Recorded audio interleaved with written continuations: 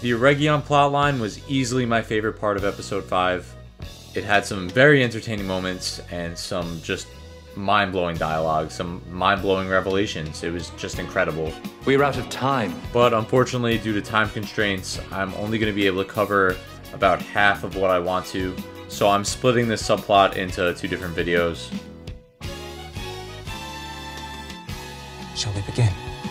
This scene starts off with Celebrimbor and some dwarves celebrating making that door we see in the Fellowship of the Rings, and Sauron's salty about the length of Celebrimbor's 30-second speech. To a lasting friendship between elves and dwarves. And being really passive-aggressive for absolutely no reason. I encouraged you to keep it short. I do not recall you saying that. Well, you do not always listen.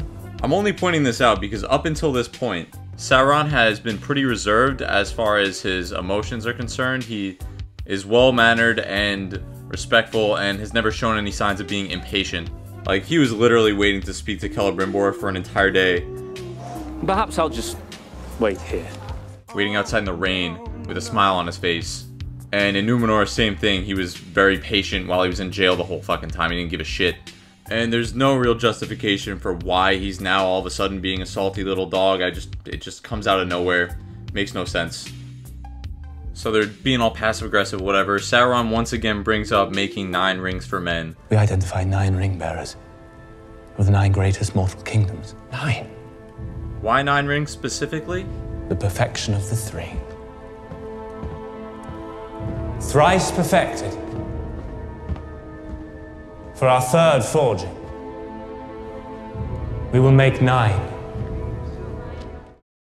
I wish I could say I embellished that clip to make it seem dumber than it actually is, but that is literally the explanation that we're given. So, 9 rings for men it is. 9 for mortal men. It's dumber than the explanation we got for the Elven rings. We must make 3. 3? Why 3? 1 will always corrupt. 2 will divide. But with 3, there is balance. I don't know how they do it. I don't know how they do it. Celebrimbor doesn't want to make the rings for men because he thinks men are too easily corrupted. We cannot give rings to men. The risk of corruption is simply too great. Whatever problems we might solve would be nothing against those we could create. My answer is no. So Sauron says he'll do it without his help, because Anatar can just do whatever the fuck he wants at Celebrimbor's forge. I shall make the 9 myself. It's not like Celebrimbor owns it or anything. It's not like it's his mithril. It's not like he's the one running the forge. So Santa and his helper elves make a ring off screen as usual, and Mordania puts it on for God knows what reason, and gets sent to the Shadow Realm. The Shadow Realm. Her words, not mine. Mordania has to go into a Shadow Realm. I hear the Shadow Realm's lovely this time of year. And by the way, I'm actually going to call her by the name she was given in the show, because her acting wasn't half bad, even though the scenes she was in were unfathomably stupid. So I want to give her a little bit of respect. I don't mind the actor. She's fine. So she puts this ring on and turns invisible. Correct me if I'm wrong, but only the one ring turns its wearers invisible.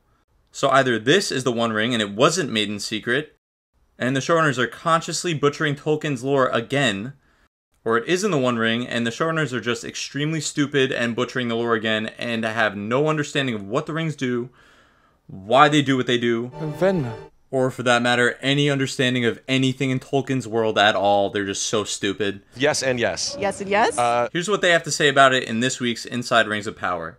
Mordania, having put on the ring, goes into this other realm. The Shadow Realm. We know that there are some rings in Middle-earth that make you invisible. This is them stumbling across that in, like, lab accident form. These guys are so dumb. I want to make a joke here, but they're so dumb. It almost feels mean mocking them. Every time I hear them speak, I wonder how they are actual humans who live on the same earth as I do. Guys, your show is a lab accident. Holy shit. Invisible Merdani is just tweaking out in the Shadow Realm and makes his hanging anvil fall. Which just made me question why they're hanging this thing in the middle of the room in the first place. I'm no blacksmith, I've yet to earn my guild crest, admittedly. But until you've earned your guild crest, you can't forge steel in Numenor.